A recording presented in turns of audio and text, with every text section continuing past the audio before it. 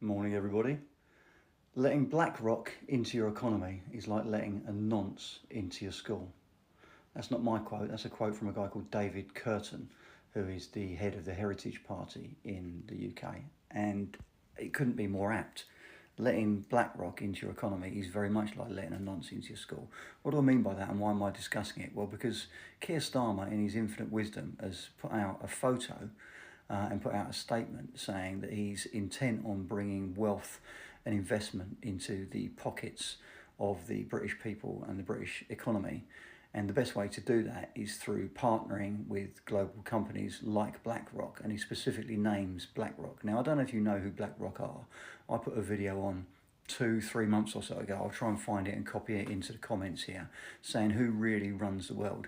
BlackRock are the world's, or one of the world's, two biggest private equity investment companies. They have shares in literally everything and everyone. And what do private equity companies do? What's their main reason for being? Profit. Profit above all else. They're essentially asset strippers. They're owners of shares in companies. They're controllers of shares in companies. And their main operating procedure really is to buy cheap, sell high. They get into every single business in the world. They're the biggest owner of shares in all of the current arms manufacturers. They've been given the contract already, or told they're going to get the contract already for the rebuilding of Ukraine after the war. And Keir Starmer is cozying up to the world's biggest private equity company, or one of the world's biggest private equity companies, one of the world's biggest owners of shares in the military, industrial and arms complex. And now he wants to get them actively involved in the UK economy. Really? Now bear in mind, this is the Labour Party. The Labour Party was set up 100 odd years ago, just after the First World War, in order, from the trade union background, in order to represent the interests of the working man.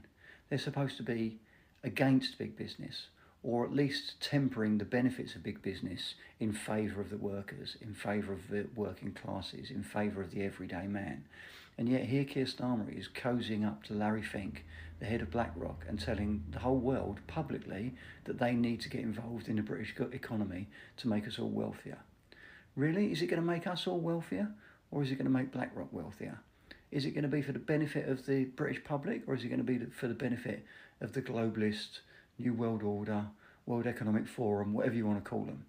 Who's he really trying to benefit here? And bear in mind, this is only about 3 or 4 weeks after we saw Bill Gates having meetings in Downing Street. Bill Gates, now the biggest owner, private owner, of farming land in the USA.